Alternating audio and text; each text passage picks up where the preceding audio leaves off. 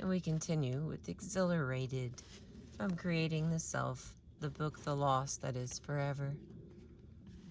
Philosopher Jean-Paul Sartre described the early death of his father as his greatest piece of good fortune. The death of Jean-Baptiste was the big event of my life. It sent my mother back to her chains and gave me my freedom.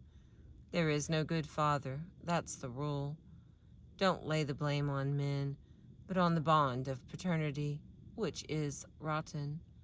Had my father lived, he would have lain on me at full length and would have crushed me. As luck had it, he died young. Sartre believed that he would have been both doomed and limited by his father's expectations, desires, fears, and insecurities. His father would have forced him to become a duplicate image of his own life, teaching him to respect traditions and to know his rights and his duties. These obligations to the past would have guided Sartre's creation of himself, serving as powerful limits on his own possibilities. Sartre declared, "My luck was to belong to a dead man."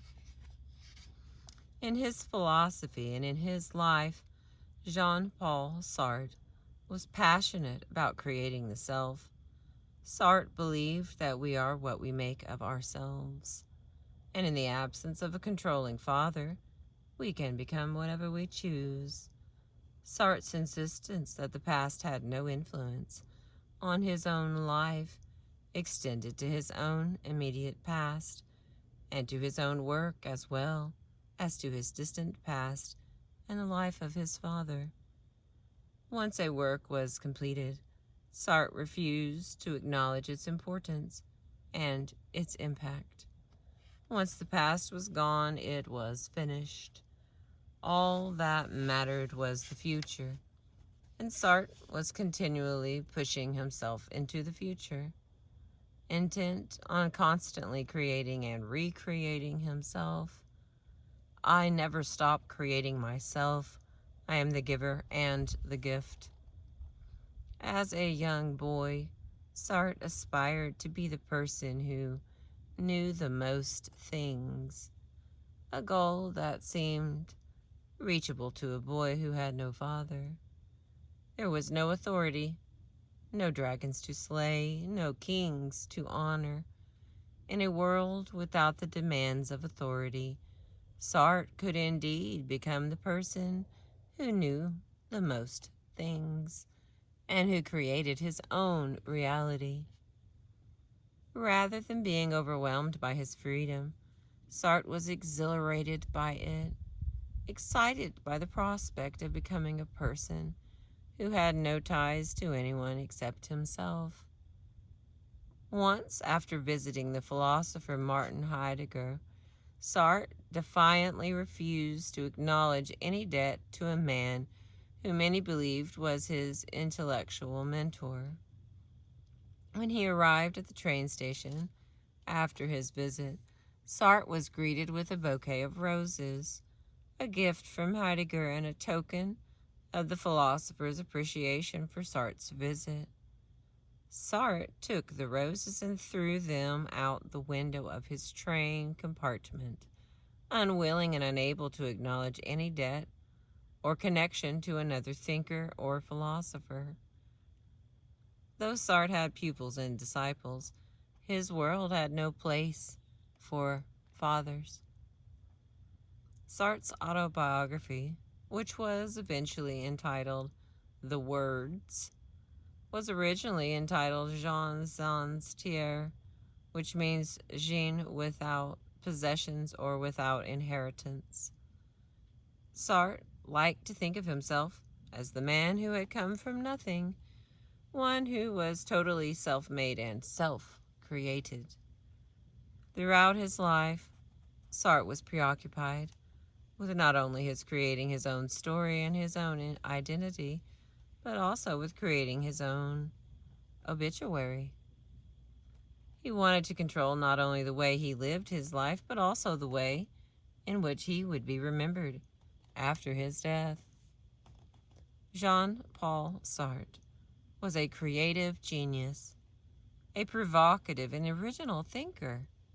He seemed to delight in defiantly denying that his past or his history had any impact on his self. He could say out loud what for most is unthinkable, that the death of a parent was a wonderful piece of good fortune. Even if a child feels excited to be free of parental limits, he or she may be uncomfortable about saying so. Exhilaration is not a usual, much less an acceptable response to the death of a parent.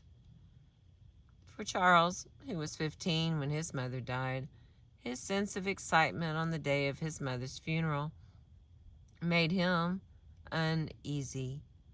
He felt guilty to be feeling almost euphoric at his mother's casket. As his mother's casket was being lowered into the ground, he remembers leaving the funeral party at the cemetery and wandering off for a long walk.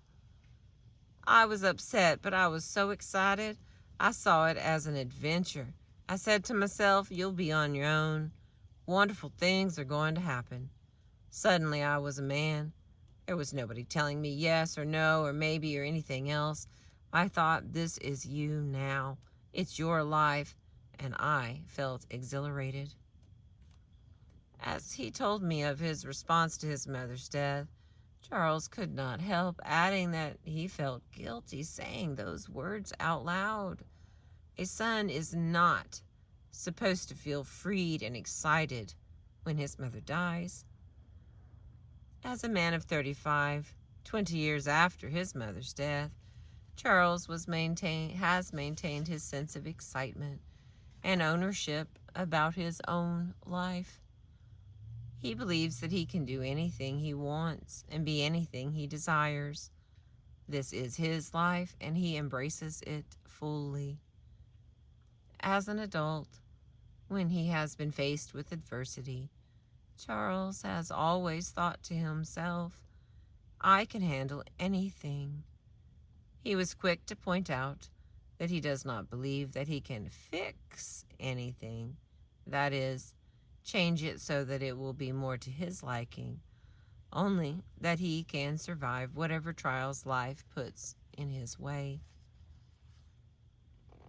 Although Jonah's first thoughts following the death of his mother were trepidation at being left alone with his abusive father, he quickly took charge of his own life and began to feel excited at the prospect of creating myself.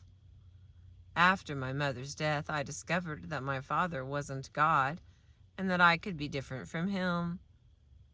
For years, Jonah's mother had interceded with his abusive father. While she served to protect Jonah, she also left him with the belief that his father was powerful and untamable. Once his mother was gone, Jonah learned that he could cope with his abusive father, and that discovery freed him to begin the process of creating himself.